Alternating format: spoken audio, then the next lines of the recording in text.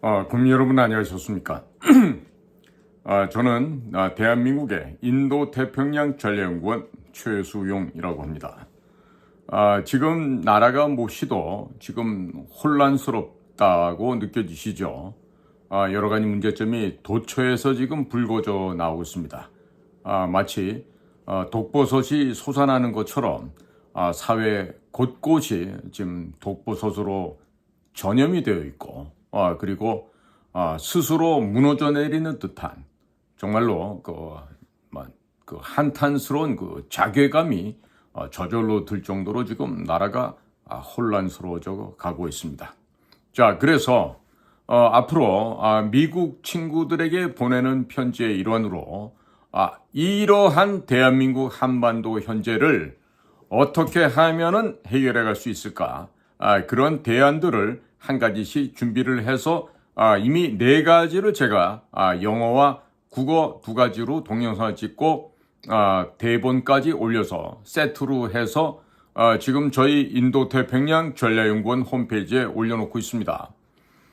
관심 있는 분들이 들어와서 보시고 동의가 되시거나 이 이야기가 필요하다 싶으면 곳곳에 미국뿐만 아니라 일본, 유럽 어디든지 이 이야기들을 전파해 주시면 감사하겠습니다. 자, 오늘은 그 5번째 시간입니다. 오늘 전에 올릴 이야기는요. 한국의 국가정보원은 이미 북한과 중국 공산당에 의해서 장악이 되어 있습니다. 따라서 국정원은 해체하고 해편한다고 합니다. 해체하고 새롭게 재창설이 필요하다는 말씀을 드리겠습니다. 오늘 이야기는 트럼프 대통령 혹은 트럼프 대통령 참모들에게도 전달해 주시면 감사하겠습니다. 자, 오늘 이 방송을 처음 보시는 분이 있을 것 같아서 간단하게 저의 소개를 하겠습니다. 저는 전직 대한민국 국가정보원의 요원으로서 주로 북한 문제와 중국 문제를 현장에서 다루었던 비밀 공작 요원이었습니다. 즉 케이스 오피서 공작관이었습니다.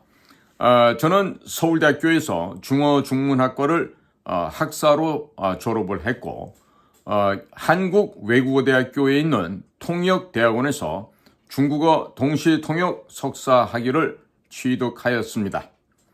그리고 국가안전기획부 그리고 국정원에서는 주로 중국과 미주, 아시아 지역에서 활동을 한 바 있습니다. 자, 그러면 도널드 트럼프 미국 대통령과 그의 충성스러운 참모들에게 현재 대한민국에서 벌어지고 있는 혼란을 수습하기 위한 방안을 말씀드리겠습니다. 그대로 실천해 주시면 한국 내부의 친중 세력 및 친북 세력들을 모조리 정리할 수 있을 것입니다. 트럼프 대통령은 한국의 검찰, 경찰, 국정원 등에게 문재인이 북한에 넘긴 국가기밀이 담긴 USB에 주한미군과 관련된 자료도 들어있으니 즉각적으로 수사하여 문재인을 긴급 체포할 것을 강력하게 요구해야 하겠습니다.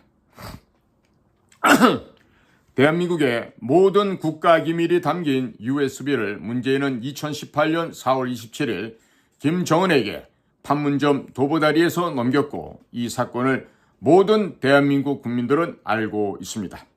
또한 문재인이 김정은에게 넘긴 USB에 3급 군사기밀이 들어있어서 언론의 공개가 불가능하다고 대한민국의 법원이 이미 판결하였습니다. 이러한 사실 또한 한국의 모든 언론에서 보도하였기 때문에 문재인을 대한민국 형법 제98조 간첩죄로 긴급 체포하는 것에 대해서 모든 국민들이 동의할 것입니다. 대한민국 형법 제98조에는 첫째, 적국을 위하여 간첩하거나 적국의 간첩을 방조한 자는 사형, 무기 또는 7년 이상의 징역에 처한다. 둘째, 군사상의 기밀을 적국에 누설한 자도 전항의 형과 같다. 이렇게 되어 있습니다. 때문에 문재인이 국가기밀이 담긴 USB를 김정은에게 넘긴 사건은 간첩죄로 사형에 처할 수 있는 중대한 범죄입니다. 윤석열 정부의 검찰, 경찰, 국정원, 군대, 사법부, 행정기관에는 모두 문재인의 아바타들로 채워져 있기 때문에 지난 2년 동안 이 사건을 전혀 수사하지 않았습니다.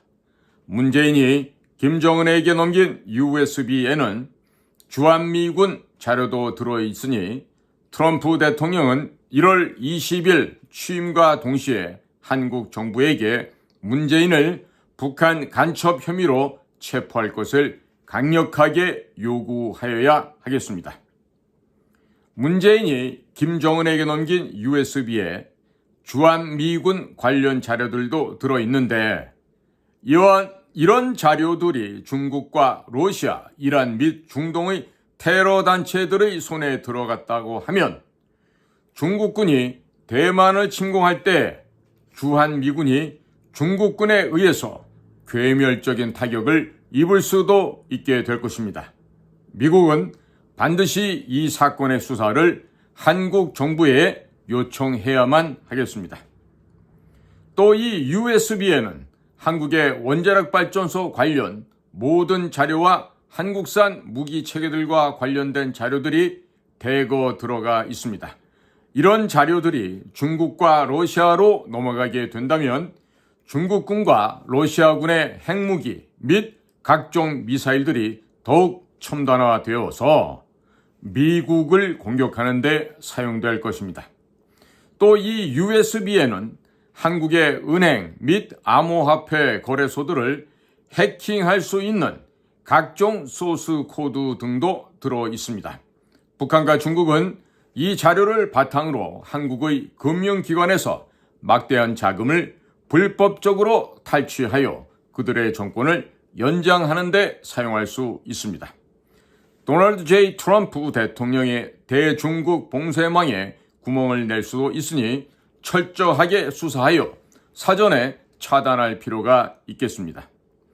문재인은 대북 송금도 많이 하였다는 사실이 한국의 모든 언론에 공개된 바가 있기 때문에 미국 검찰과 연방수사국 FBI는 문재인을 미국의 대북 제재 위반 혐의로 사법부에 기소하고 한국 정부에 범죄인 인도 요청을 하여 미국 법정에 세우시기 바랍니다.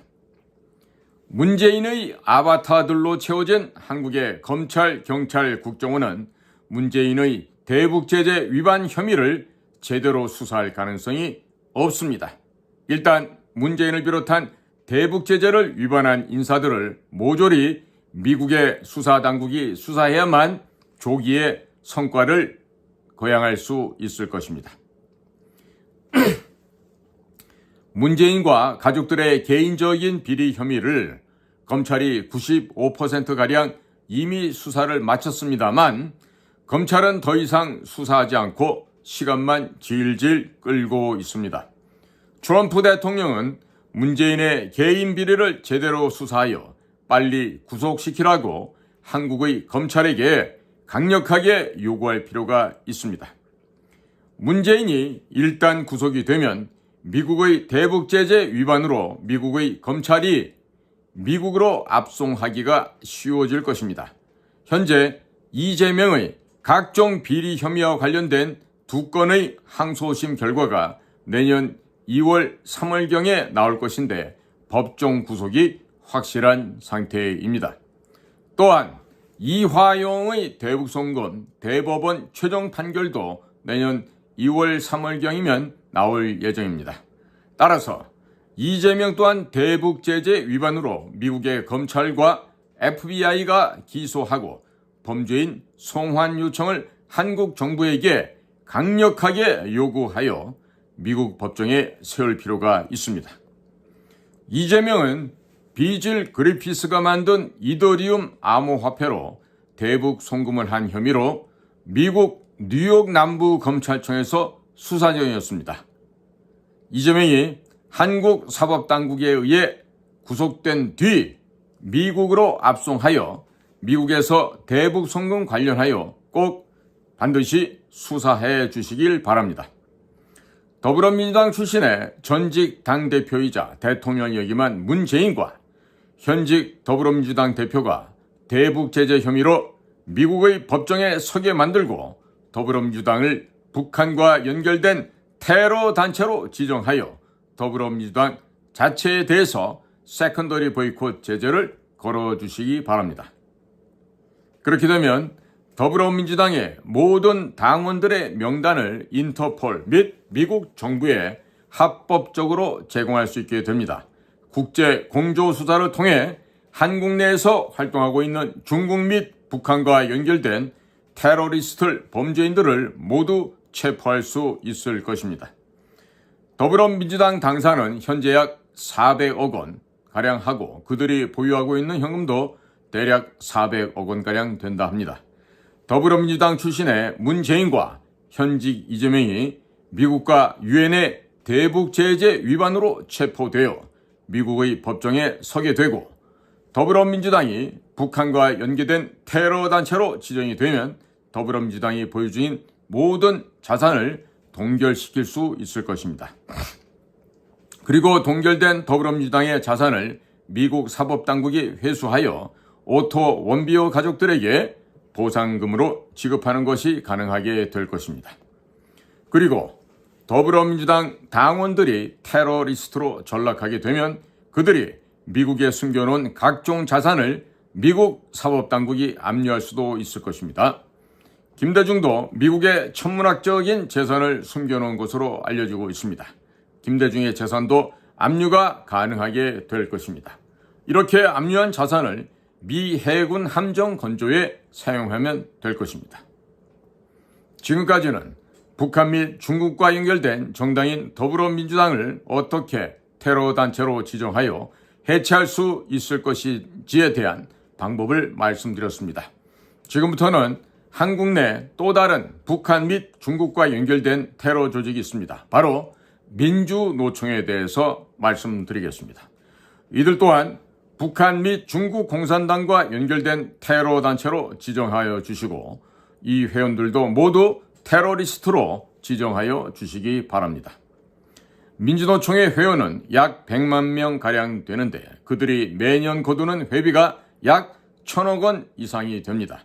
이 단체를 북한과 연계된 테러 단체로 지정하면 민주노총과 회원들의 현금 자산을 모두 압류하여 오토 웬베어 가족들에게 보상금으로 제공하는 것이 가능해질 것입니다.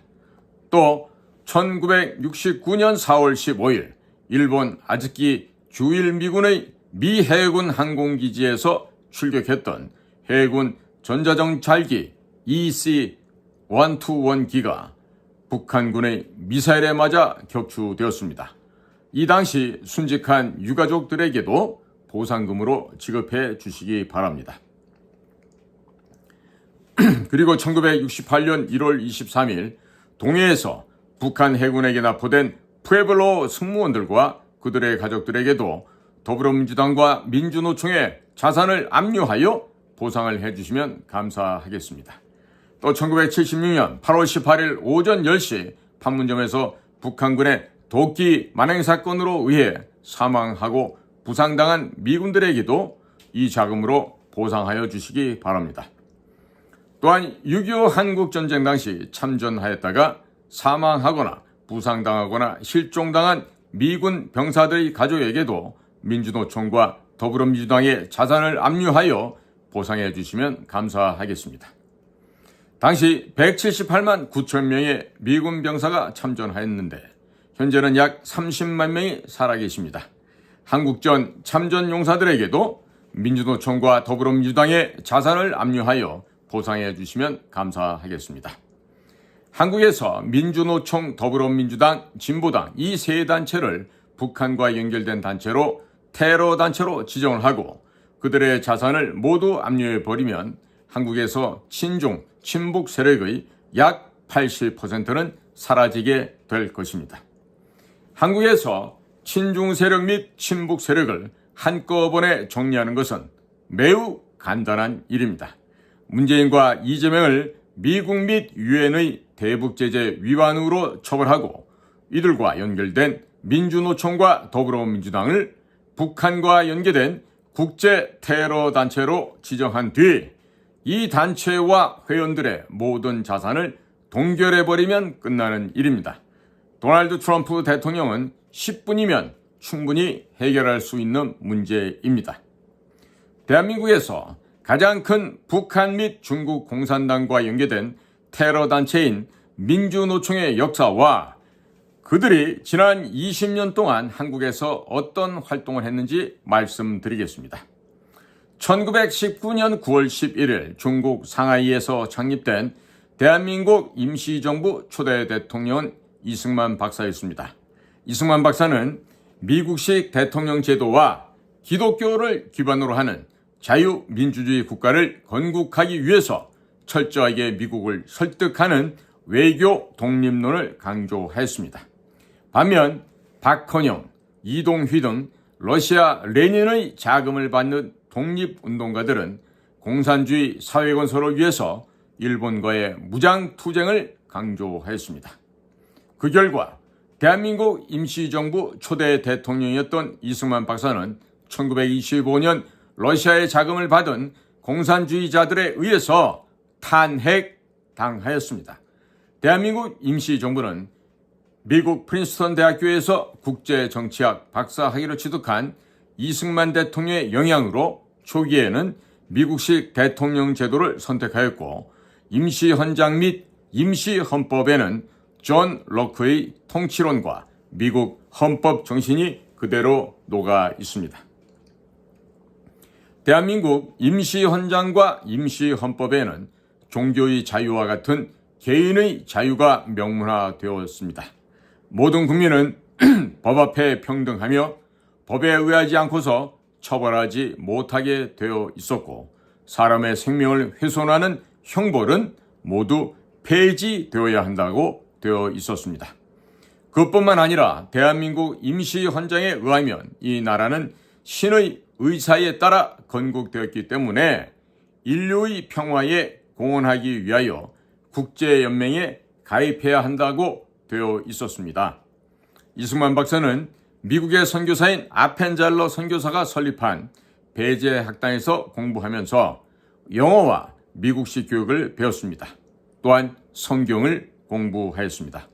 왕의 권한을 제한하기 위해서 입헌 군주제를 도입해야 한다고 주장하다가 한성 감옥에 5년 7개월 동안 갇혀 있었고 그 한성 감옥 안에서 열심히 성경을 공부하였습니다. 그리고 조선 왕실의 특사로 미국을 방문하였습니다만 방문 목적을 이루지 못하게 되자 미국의 조지 워싱턴 대학교에서 공부를 했습니다. 하버드 대학교에서 석사 학위를 취득하였고 프린스턴 대학에서 국제 정치학 박사 학위를 취득했습니다. 또 이승만 박사는 프린스턴 대학에서 박사 학위를 취득하면서 프린스턴 대에서 또한 신학도 공부를 하였습니다. 이승만 박사는 미국 전역을 돌아다니면서 한반도에 미국식 대통령 제도와 기독교를 기반으로 하는 새로운 나라를 건설할 테니 미국이 일본으로부터 독립을 시켜달라고 연설하였습니다. 따라서 이승만 박사에 의해서 설계되었던 대한민국 임시정부는 철저하게 미국식 대통령 제도와 미국의 헌법 정신을 따라 운영되었으며 임시헌장과 임시헌법에는 유럽 종교개혁의 산물인 개인의 자유, 종교의 자유가 들어가게 되었던 것입니다. 또 미국 선교사들의 밑에서 공부를 하였던 이승만 박사는 대한민국을 철저하게 기독교 국가로 설계하였습니다. 이미 지난 2000년 이상 한국인의 선조들은 불교와 유교 국가를 건국하고 운영해 보았습니다만 실패하였기 때문에 망한 나라를 다시 세우기 위해서는 세계 최강대국이었던 미국식 기독교를 기반으로 하는 국가를 세워야지 부정부패가 사라지고 강대국으로 성장하여 인류 평화를 위해서 공헌할 수 있다고 이승만 박사는 깊이 생각하였습니다. 그러나 레닌의 자금으로 공산주의 확장을 위해서 일본과 투쟁하였던 대한민국 임시정부 사람들은 미국식 대통령제도와 기독교를 바탕으로 한 이승만 대통령을 제거하고 민족 문화를 말살하라고 레닌으로부터 명령을 받았습니다. 이 때문에 1925년 이승만 대통령을 대한민국 임시정부 대통령에서 탄핵하였으며 소련식 내각 책임제로 정치 제도를 바꾸게 됩니다. 그리고 김구가 1926년 12월 14일에 주석에 오르게 됩니다. 주석이란 호칭은 시진핑 주석, 김일성 주석 등과 같이 공산국가에서 최고 지도자를 부르는 호칭입니다. 1923년 3월 태평양 잡지에서 이승만 대통령은 공산주의가 왜 나쁜지를 설명한 글을 게재하였습니다. 현재 한국의 좌파 및 더불어민주당의 뿌리는 임시정부에서 레닌의 자금을 받고 활동하던 공산주의자들까지 거슬러 올라가게 됩니다. 따라서 이들은 한국인 역사상 최초의 공산주의 체제 임시정부를 세운 김구 주석을 기념하고 있는 것입니다. 1917년 러시아 볼셰비키 혁명으로 러시아 로마노프 왕조를 무너뜨리고 정권을 잡은 레닌은 한국의 독립운동가들을 천문학적인 정치 자금을 제공하면서 공산주의 확산을 위해 노력할 것을 당부하였고 공산주의 확산을 위해 민족문화와 종교를 파괴하라고 지령을 내렸습니다. 따라서 한국인 공산주의자들은 민족 해방을 위해서 일본과 무장투쟁을 하던 무장병력 3,500여 명을 러시아 스보보드니시로 유인하여 1921년 6월 28일 스보보드니 기차역에서 모두 사살하고 생존자들은 모두 체포하여 시베리아 수용소로 보냈습니다. 이 사건 이후 일본과의 무장투쟁은 완전하게 소멸되었으며 러시아의 지령을 받은 한국인 공산주의자들은 러시아를 위하여 일본과 투쟁을 하였습니다만 1945년 8월 15일 일본이 패망한 뒤 한반도에 들어와서는 자신들이 일본과 싸운 독립운동가라고 자랑하고 다녔습니다. 따라서 공산주의가 무엇인지를 전혀 몰랐던 그 당시 한국인들은 공산주의자들이 일본과 싸워서 독립을 쟁취한 진정한 독립운동가라고 생각하였습니다. 또 이들을 좋은 사람이라고 독립운동가의 정신을 이어받기 위해서 자발적으로 공산주의자가 되는 사람들도 많았습니다. 이와 같은 현상은 2024년 현재 한국에서도 그대로 재현되고 있습니다. 김대중 정부에서 초대 국가정보원장을 역임했던 이종찬의 할아버지는 독립운동가인 이회영으로 알려져 있습니다. 그러나 이회영은 1928년 2월 중국 상하이에서 제중국 조선 무정부 공산주의자 연맹을 조직하고 공산주의 활동을 한 사람입니다. 4년 전인 1926년엔 북경에서 제중국 조선 무정부주의자 연맹을 조직한 바가 있었습니다.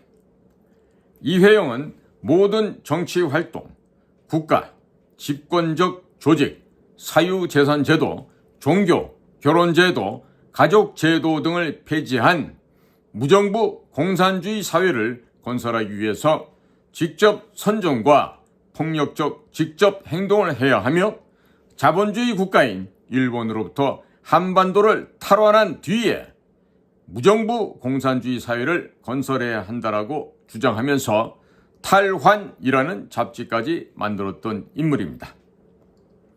그러나 이회영이 독립운동가로 포장되었기 때문에 이회영의 손자인 이종찬은 육군사관학교에 입학할 수 있었습니다. 국가정보원장과 국회의원을 할 수 있었습니다. 만일 이회영이 공산주의자, 무정부 공산주의자였던 사실이 제대로 알려졌다면 이종찬은 육군사관학교에 입학 자체가 불가능하였을 것입니다. 그러나 이종찬은 김대중 정부의 국가정보원장을 역임하면서 대한민국 정보기관이 북한의 비밀리에 심어두었던 비밀 공작 요원들의 명단을 북한에 넘겨 모두 처형당하도록 만들었습니다. 남한 내의 검찰, 경찰, 국정원, 군대 안의 정보요원 수백여 명을 무참하게 강제로 숙청하였습니다. 그 이후 검찰, 경찰, 국정원, 군대 안에는 김대중 추종자들이 대거 포진하게 되었고 공산주의자들로 가득 차게 되었습니다. 윤석열 대통령과 한동훈 또한 자신들이 김대중을 존경한다고 말하였고 문재인이 국가기밀이 담긴 USB를 김정은에게 넘기는 것을 알았음에도 불구하고 전혀 수사하지 않았던 것입니다. 이종찬은 여전히 독립운동가의 후손으로 활동하고 있으며 공산주의자였던 할아버지 이회영을 기리는 재단을 만들었습니다. 그러나 재단 홈페이지에는 이회영의 공산주의, 무장폭동 활동에 대한 기록은 모두 삭제한 상태입니다. 현재 한국의 독립운동가 중에는 이회영과 같은 공산주의 활동을 했었던 이들이 너무 많고 이종찬처럼 독립운동가의 후손으로 포장되어 있지만 실제로는 공산주의 사상을 가진 자들이 정부 요직에 너무 많이 박혀 있는 상태입니다. 많은 기록이 존재하고 있는 2024년에도 공산주의자들을 독립운동가로 잘못 알고 있는 사례가 많이 발생하고 있습니다. 1945년 8월 15일 일제가 패망한 뒤에 한반도로 들어온 공산주의자들이 대부분 일제와 싸운 독립운동가로 포장되어 있었기 때문입니다. 1946년 미군이 조사한 결과에 따르면 전체 한국인 중 76%가 사회주의 및 공산주의가 좋은 것이라고 생각하고 있었습니다. 일제와 싸운 독립운동가들의 대부분은 러시아의 지령과 자금을 받고 러시아를 위해서 또는 공산주의 확장을 위해서 일본과 싸웠던 것입니다. 이들의 후손들이 아직 대한민국 곳곳에 남아있기 때문에 한국 안에서 공산주의 망령들이 여전히 들끓고 있는 것입니다. 레닌의 자금을 받고 공산주의 활동을 했었던 대한민국 임시정부 사람들이 1945년 8월 15일 일본이 패망하고 한반도로 들어오면서 일본은 북한 지역으로 들어가 소련이 내세운 김성주와 함께 조선민주주의 인민공화국을 건국하였습니다. 일본은 남한 지역으로 들어와서 여러 개의 공산주의 정당을 만들었다가 1946년 11월 23일 남조선 노동당으로 합당한 후에 당대표로 박헌영을 선출하였습니다. 이들은 미국에서 귀국한 이승만 박사가 남한 지역에서 미국식 대통령제와 자유민주주의 체제를 기반으로 한 기독교 국가를 건설할 것을 알고 있었습니다. 따라서 소련의 지령을 받고 끊임없이 각종 테러 및 공작을 통하여 대한민국 건국을 방해하였습니다. 그러나 결국 이승만 박사에 의해서 1948년 8월 15일 미국식 대통령 제도, 자유민주주의 체제, 자유시장 경제, 기독교를 기반으로 하는 현재의 대한민국이 건국되었습니다. 이승만 박사는 초대 대통령이 됩니다. 이미 대한민국 임시정부에서 만들어 놓았던 임시헌법을 토대로 대한민국 헌법이 만들어졌으며 현재의 대한민국으로 이어져 오고 있는 상태입니다. 소련의 지령을 받고 남한 지역에서 미국식 자유민주주의 국가 탄생을 막고자 했었던 공산주의자 박헌영은 공작금을 마련하기 위해서 1946년 5월 위조화폐를 비밀리에 발행하다가 미군들에게 체포될 위기에 처하게 되자 박헌영은 신전술을 발표하고 곳곳에서 각종 테러를 일으켰으며 주요 인사들을 암살하는 등 테러를 저질렀습니다. 또한 조선공산당 주도로 1946년 9월 23일부터는 부산 지역 철도 노동자들의 파업을 시작했습니다. 9월 24일부터 조선노동조합 전국평의회 주도로 전국에서 각 산업별로 노동조합이 연대하여 총파업을 일으킵니다.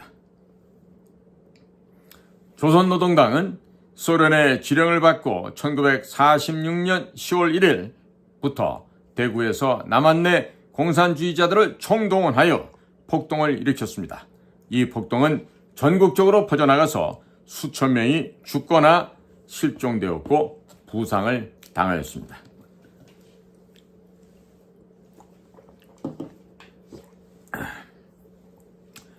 조선공산당 당원들은 경찰과 경찰의 가족들을 불에 태워 죽이거나 껍질을 벗겨 죽이거나 눈알을 파내고 시신을 훼손하는 등 입에 담을 수 없을 정도로 만행을 저질렀습니다.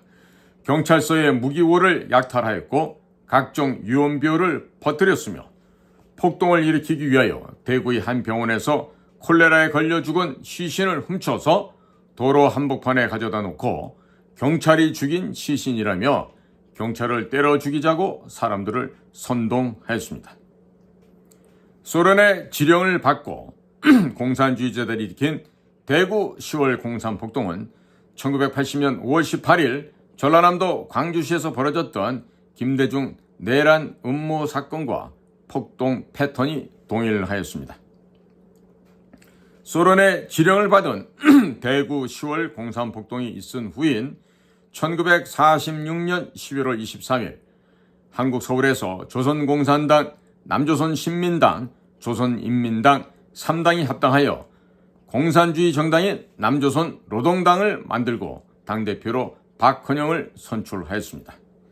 박헌영은 대한민국 임시정부에서 활동하였으나 레닌의 자금을 받고서 대한민국 임시정부 안에서도 러시아 볼셰비키 혁명 세력들과 손을 잡고 공산주의 확장을 위해서 활동하였으며 러시아를 위해서 일본과 투쟁하였습니다. 그러나 당시에는 일본과 싸운 독립운동가로 포장되어 있었기 때문에 많은 지지자들을 모을 수 있었습니다. 1948년 4월 3일 새벽 2시 제주도 샛별 오름 낮은 언덕에서 봉화가 오른 것과 동시에 남조선 노동당의 제주도 지부 회원들이 제주도 전역에서 폭동을 일으켰습니다. 경찰서를 습격하여 경찰을 죽이고 경찰의 옷을 빼앗아 입고 경찰로 위장하여 사람들을 죽이고 다녔습니다.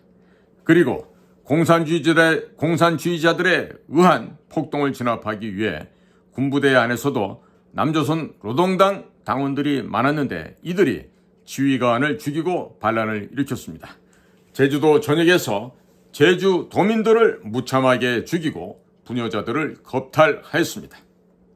이들은 사람들을 잔인하게 죽였으며 시신을 훼손하였고 목사를 생매장하는 등의 만행을 저질렀습니다.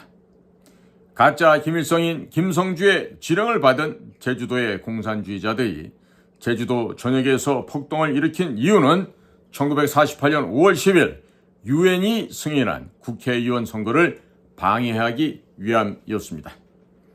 이들은 선거관리위원들과 경찰들을 죽였으며 그들의 가족들을 무참히 학살하고 시신을 훼손하였습니다.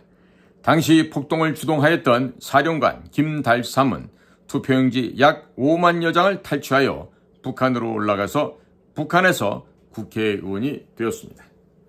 1947년 3월 1일부터 제주도에서 간간히 폭동이 일어났으나 1948년 4월 3일을 기해 폭발적으로 폭동이 확산되었으며 이 폭동은 제주도 전역에서 1954년 9월 21일에 최종적으로 진압되었습니다.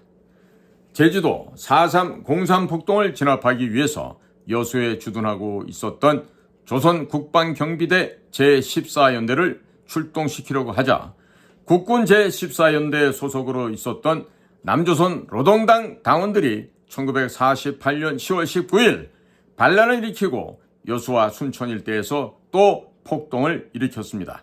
이 당시에도 반란군에 의해서 많은 주민들이 학살당했습니다. 1945년 8월 15일 일본이 패망한 뒤에도 남한과 북한에서는 공통적으로 조선은행에서 발행한 화폐를 사용하고 있었습니다. 1947년 12월 6일 김일성은 북한에서 비밀리에 화폐 개혁을 하고 북한 지역에서 폐기된 화폐를 남한에 밀반입한 뒤에 남한에서 여러 개의 언론사를 만들고 정치인들에게 뇌물을 제공하였습니다.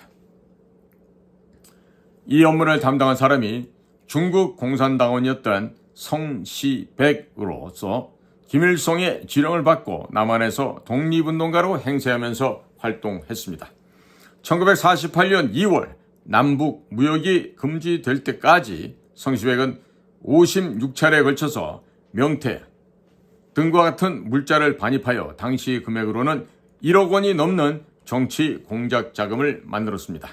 성시백은 1950년 3월까지 중국과 밀무역을 통해 미화 3만 9천 달러의 공작금을 마련하였습니다. 그리고 북한에서 폐기된 조선은행에서 발행한 화폐를 남한으로 반입하여 막대한 정치자금을 뿌리고 다녔습니다.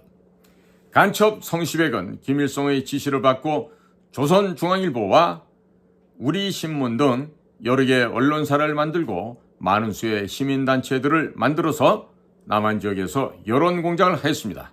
또한 정치인들을 대거 매수하여 북의 주장에 동조하도록 만들었습니다. 북한은 1948년 5월 10일 유엔이 승인한 국회의원 선거를 방해하기 위하여 각종 방해 공작을 펼쳤으며 1950년 5월 30일 국회의원 선거에는 합법과 비합법의 양면 공세를 취하기로 한 김일성의 지령에 따라서 공산당원의 입 후보를 적극적으로 지원하였습니다. 그리고 친북한성의 정치인들에게 막대한 정치자금을 제공하였습니다. 간첩 성시백은 당시 거물급 정치인들을 대거 포섭하였고 막대한 정치자금을 제공하는 등 남한 내 선거에 개입하다가 국회의원 선거 15일 전인 1950년 5월 15일에 수사기관에 체포되었고 총 112명이 체포되었습니다.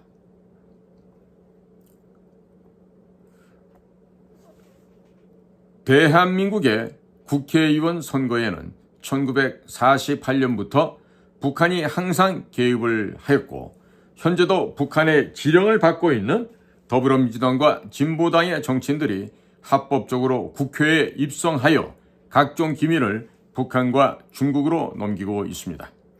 현재 더불어민주당은 박헌영이 세운 남조선 노동당을 계승한 정당이며 김대중, 노무현, 문재인, 이재명은 박헌영의 정신을 계승하여 대한민국을 교묘하게 해체하여 북한에 바치려고 노력해오고 있습니다. 북한이 사실상 무력화된 최근에는 중국에게 대한민국을 바치려고 노력하고 있습니다.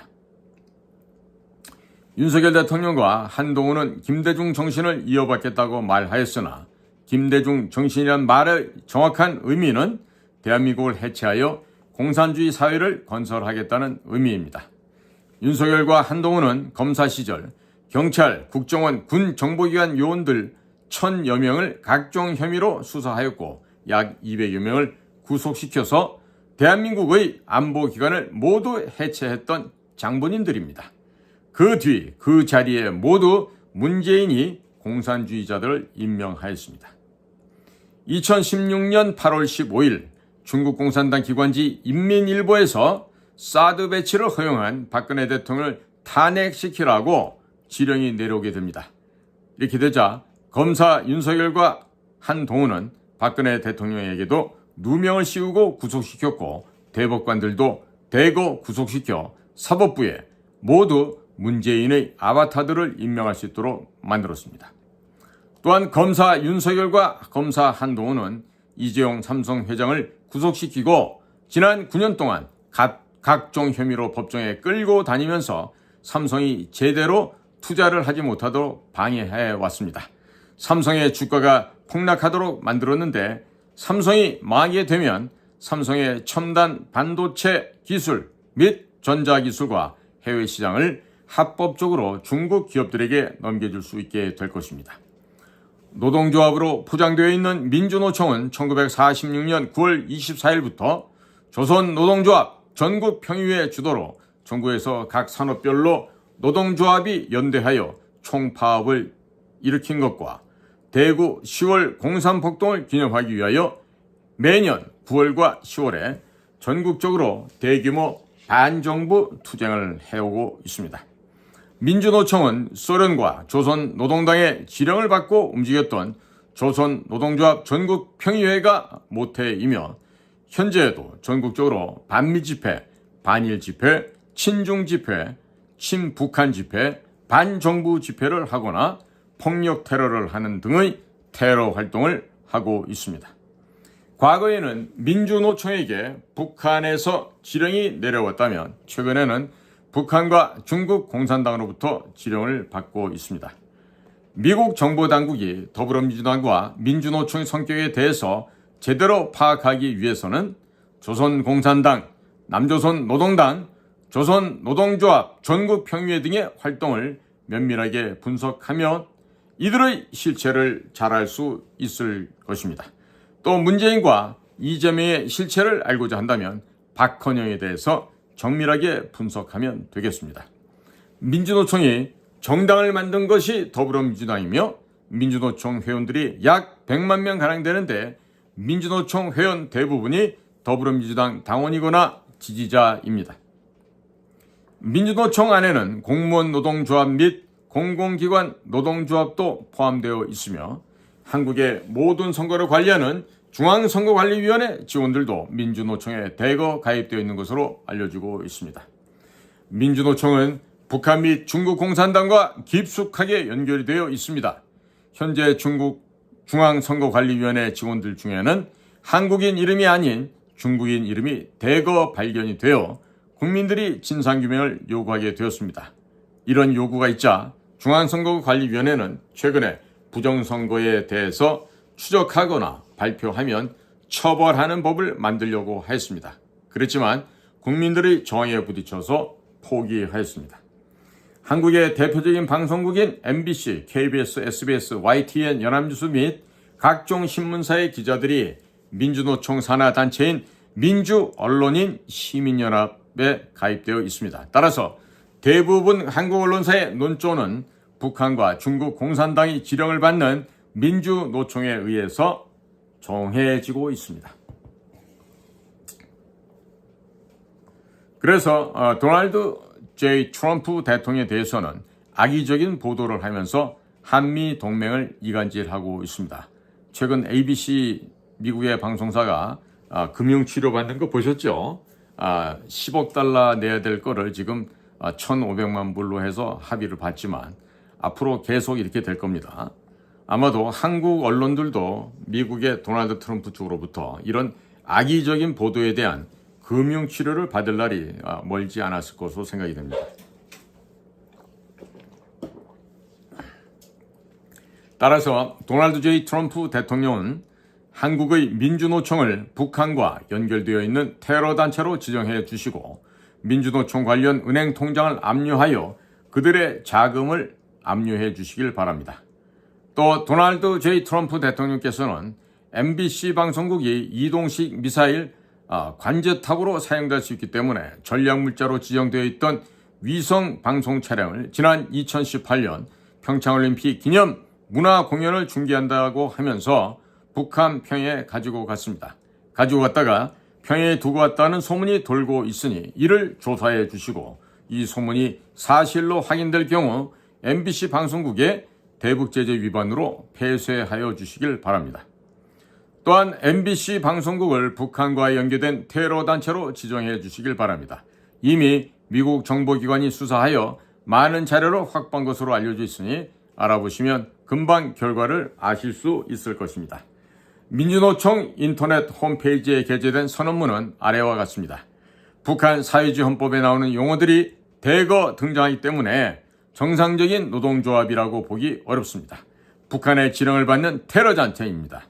따라서 민주노총 또한 북한과 연계된 테러단체로 지정해 주시고 간부들은 모두 테러리스트로 처벌해 주시기 바랍니다. 민주노총 선언문.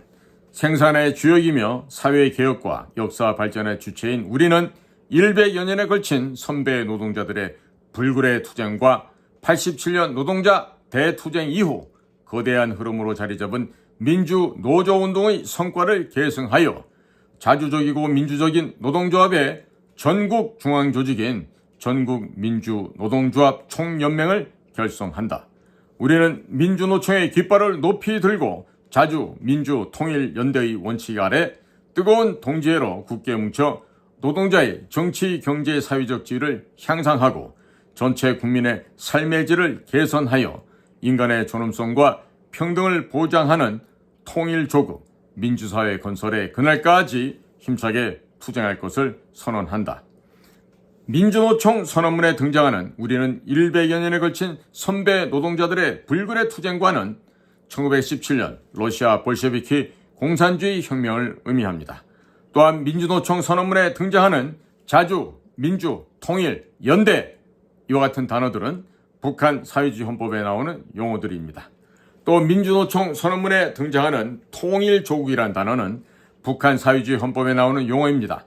북한이 남한을 흡수 통일하여 공산주의로 사회를 만들겠다는 의미가 됩니다. 이 단어는 노동조합 선언문에 나올 수 있는 단어가 결코 아닙니다. 이 통일조국이란 단어는 매일 김정일과 김정은이 외치던 단어입니다. 민주노총의 강령 제7번에 보시면 우리는 전 세계 노동자와 연대하여 국제노동운동 역량을 강화하고 인권을 신장하며 전쟁과 핵무기의 위협에 맞서 항구적인 세계 평화를 실천한다 라고 되어 있습니다. 이 말의 의미는 1917년 러시아 볼셰비키 공산주의 혁명에서 시작된 전 세계의 사회주의 조직 및 공산주의 조직과의 연대를 의미하며 전 세계의 사회주의와 공산주의를 퍼뜨리겠다는 것을 의미하고 있습니다.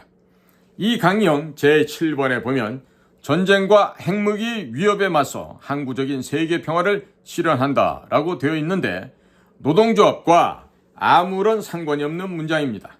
이 문장은 미국의 핵무기 위협에 맞서서 항구적인 세계 평화를 실현하자는 내용이며 김정은과 김정일이 늘 외치던 구호입니다. 민주노총은 대한민국의 정상적인 노동조합이 아니라 북한의 지령을 받고 반미 시위, 반일 시위, 친중 시위, 친북 시위를 전문으로 하는 국제 테러 집단입니다. 민주노총 회원들은 2002년 6월 13일 경기도 양주군에서 여중생 2명이 주한미군이 운전하던 공병전차에 치여 사망하는 사고가 발생했습니다. 단순한 교통사고를 주한미군이 의도적으로 여중생들을 전차로 깔아서 죽였다면서 선동하여 전국적인 반미 집회를 일으켰고 그 결과 국민들이 전혀 모르고 있었던 노무현이 대통령으로 당선되었습니다. 많은 이들은 2000년 남북 정상회담 당시 김정일과 김대중이 같은 차를 타고 이동한 사건이 있었는데 이 과정에서 김정일이 김대중에게 노무현을 차기 대통령으로 당선시킬 것을 요구했다고 의심하고 있습니다. 2002년 대통령 선거 때부터 갑자기 전자2 개표기가 도입되었는데 한국산 전자개표기는 전 세계적으로 부정선거에 사용되어 선거 결과를 뒤바꾸는 아주 나쁜 사례를 만들고 있습니다. 한국의 언론사인 스카이데일리지는 2024년 12월 12일자 단독보도 김대중 이해찬이 부정개표기 제작 주문이라는 제목의 기사를 통해서 김대중 정권부터 노무현 정권을 거치며 어떻게 부정선거 카르텔이 형성되었는지에 대해서 잘 설명을 하고 있습니다. 민주노총 산하에는 전국 공무원 노동조합도 소속되어 있는데 이 단체 안에 중앙선거관리위원회 직원들도 상당수 포함되어 있는 것으로 알고 있습니다. 또한 민주노총 회원들은 2008년 이명박 정부를 전복시키기 위해서 미국산 소고기를 먹으면 광우병에 걸려서 뇌에 구멍이 숭숭 생긴다고 전 국민들을 속이고 폭동을 일으킨 바 있었습니다. 그뿐만이 아닙니다. 민주노총 회원들은 박근혜 정부를 전복시키기 위해서 사드 배치를 반대하면서 경상북도 성주군에 사드를 배치하면 사드 전자파로 인하여 성주군의 특산물인 참외가 전자파에 튀겨진다고 하면서 가짜 뉴스를 퍼뜨렸습니다. 전국적으로 폭동을 일으킨 바 있었습니다. 북한과 중국의 지령을 받는 민주노총과 공동으로 정권을 운영한 문재인은 사드 배치를 막기 위해서 시민단체에게 정보를 알려주고 시민단체들을 동원하여 사드 레이더 시스템의 반입을 수년 동안 막았고 그로 인하여 사드 기치 안의 주한미군 병사들은 식사 및 샤워를 수년 동안 제대로 하지 못했습니다.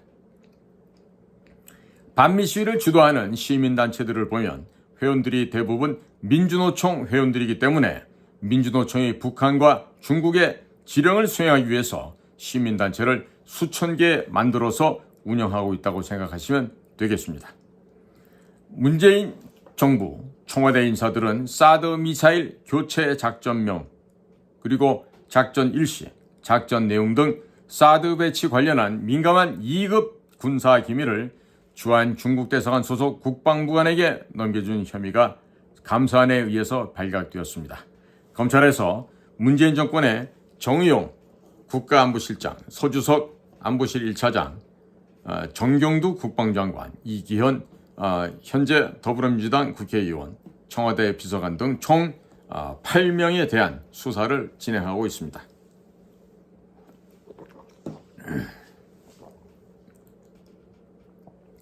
민주노총은 평택 미군기지 건설을 저지하기 위하여 폭력 시위를 하였고 제주 해군기지 건설을 저지하기 위하여 폭력 시위를 한 바 있습니다.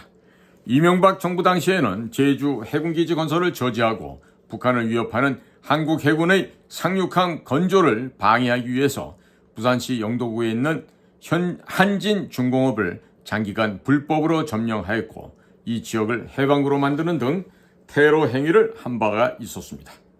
한진중공업은 한국 해군의 대형 상륙함 및 각종 고속정 등을 주로 건조하는 조선소로서 북한을 위협하는 군함을 건조하는 조선소입니다. 이 조선소가 점령이 되어 조선소에 보관하고 있던 한국 해군 함정 설계도면 등이 북한으로 유출되었다면 한국 해군은 심각한 위기에 처할 수도 있습니다. 부산시 영도구에 위치한 한진중공업 조선소에서 약 3km 떨어진 곳에는 제주도 및 일본행 국내외 여객선 부두가 있었습니다.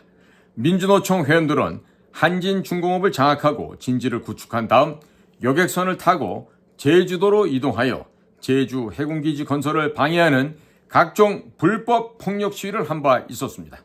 이들은 노동조합이 아니라 북한과 중국 공산당의 지령을 받고 충실히 수행하는 테러 단체입니다. 자, 도널드 J. 트럼프 대통령께서는 민주노총과 하부 단체들을 모두 북한 및 중국 공산당과 연계된 국제 테러 단체로 지정해 주시기 바랍니다. 그리고 민주노총은 한미 FTA 체결을 반대하기 위해서 전국적으로 각종 폭력 시위를 하는 등 김영삼 정권 이후로 내내 친북한 시위, 반미 시위, 반일 시위 등 불법 폭력 시위를 한 테러 단체입니다. 그리고 이들은 건설 현장에서 각종 이권에 개입하고 폭력을 휘두르고 민주노총에 가입하지 않는 조합원들을 폭행하는 등 각종 불법 폭력을 일삼는 테러 집단입니다. 2018년 2월 13일 전라북도 군산시 GM 자동차 공장이 폐업했는데 민주노총 회원들이 불법 폭력 시위를 하고 사장실에 각종 집기를 때려 부수는 등 테러를 저지른 바 있었습니다.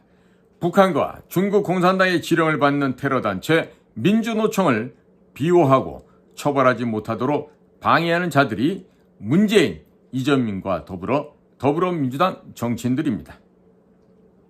민주노총 홈페이지 게시판에 보시면 김정은과 김정일을 찬양하는 글들과 북한에서 내려온 지령문들이 수두룩하게 발견되고 있습니다. 최근에는 민주노총 간부들이 대거 북한 간첩 혐의로 체포된 바 있습니다. 민주노총은 전국의 노조원들에게 강제로 회비를 징수하는데 이 돈이 연간 1억 달러가량 됩니다. 이 자금으로 반미 시위, 반일 시위, 친북 시위, 친중 시위를 하는 대학생 단체들을 지원하고 있고 동성애자들을 지원하여 각종 불법 폭력 집회에 참여시키고 있습니다. 민주노총 산하단체 중 전국금속노동조합이라는 단체가 있습니다.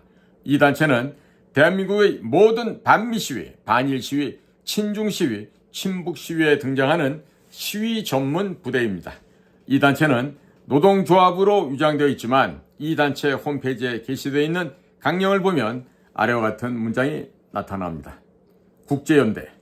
우리는 전 세계 노동자와 연대하여 국가 간 예속과 불평등, 그 어떤 명분의 전쟁에도 반대하며 신자유주의 타파를 위해 투쟁한다.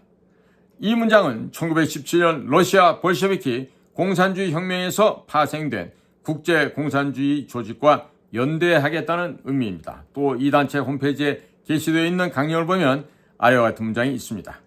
통일. 우리는 우리의 국토를 강점한 미군을 조속히 철수시키며 자주 평화 민족 대단결의 원칙에 기초해 통일 조국을 건설하기 위해 투쟁한다. 이 문장은 북한 사회주의 헌법 제9조에 있는 문장을 그대로 인용하였는데 그 문장은 아래와 같습니다.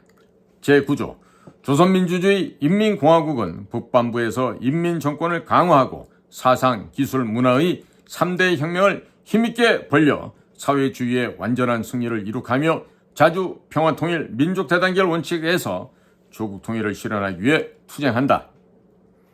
노동조합의 강령에 왜 주한미군 철수가 들어있는지 아무도 모릅니다. 김정일과 김정은이 항상 미치던 구호가 그대로 강령에 들어있습니다. 전국금속노동조합 홈페이지에 게재되어 있는 선언문의 문구를 보면 통일조국이란 단어가 들어가 있는데 이 단어의 뜻은 북한이 남한을 점령하여 자유민주주의를 폐지하고 남한에서 공산주의 사회를 실현하겠다는 의미입니다. 선언문의 내용은 아래와 같습니다.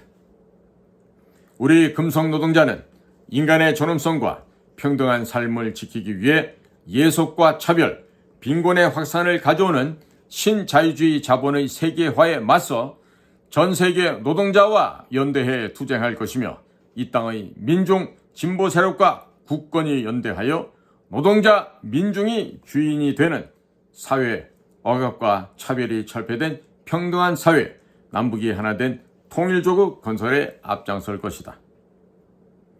문재인은 이 민주노총과 공동으로 정권을 운영하였고 민주노총이 정당을 흡수하여 운영하는 것이 현재 이재명이가 대표로 있는 더불어민주당입니다. 문재인 정권의 주요 세력은 1970년에서 1980년대 전국에서 친북한 시위를 주도했었던 전국 대학생 대표자 협의회 멤버들이었습니다.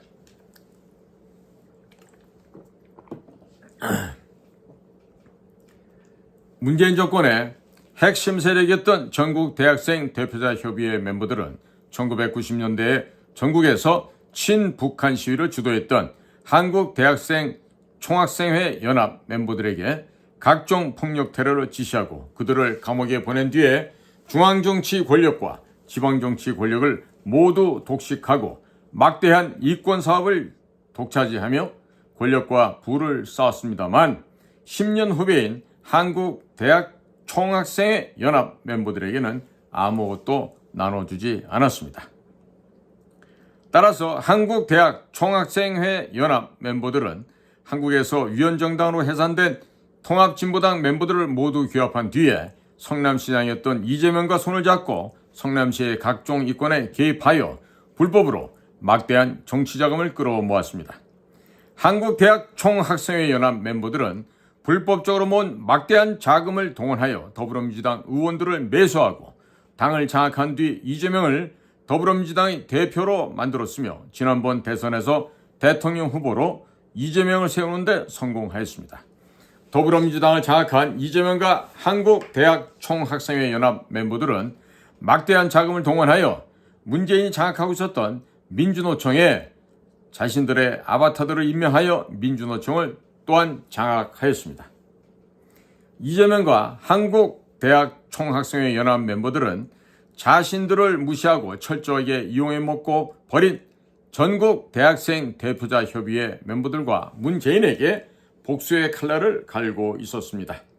따라서 이재명이 한국의 대통령이 된다면 한국의 자유민주주의 체제가 완전하게 파괴되는 것은 물론이거니와 1970, 80년대 전국 대학가에서 반미 시위를 했었던 전국 대학생 대표자 협의회 멤버들과 문재인 또한 줄줄이 감옥에 보낼 것이라는 소문이 돌았습니다. 그래서 겁에 질린 문재인이 이재명이 다음번 대통령이 되는 것을 막기 위해서 자신의 호위무사였던 윤석열이 문재인에게 도전하는 것처럼 연기를 하도록 지시하였고 윤석열은 검찰총장에서 사임한 뒤에 국민의힘에 입당한 대통령 후보 경선에 도전하게 되었습니다.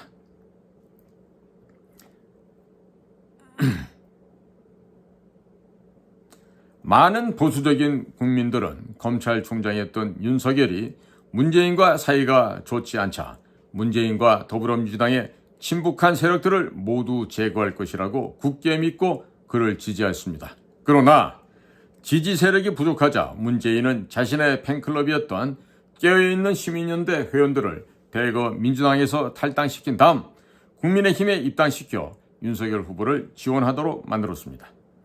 그럼에도 불구하고 여론조사에서 홍준표 후보가 1위를 기록하고 윤석열 후보가 2위를 기록하자 윤석열은 선거 브로커 명태균에게 지시하여 여론 조작을 하였고 조작된 여론조사 지지도를 바탕으로 1위로 올라서게 되었습니다.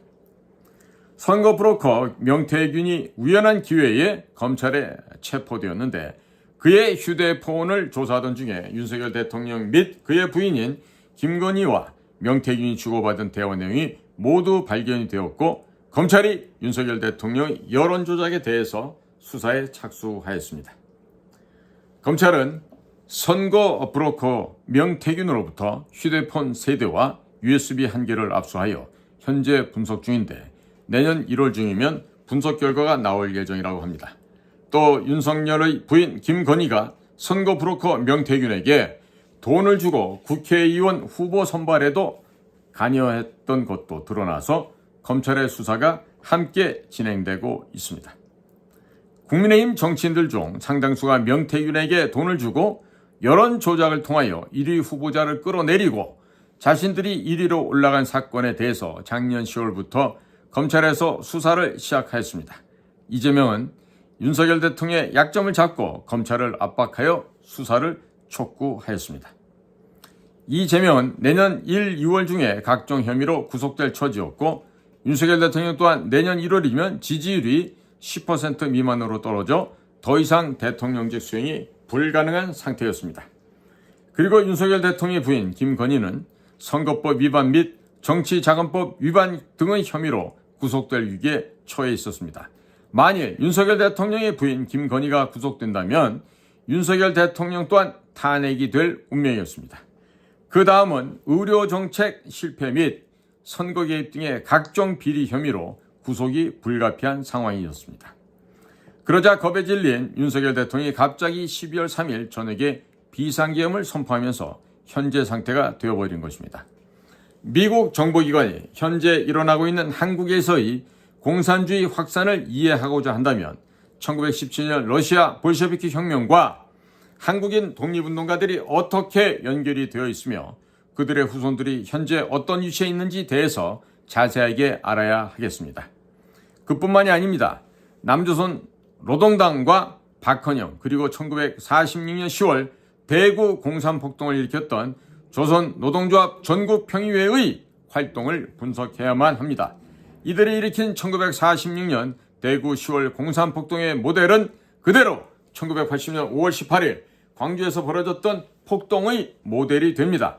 이 두 폭동은 패턴이 동일합니다.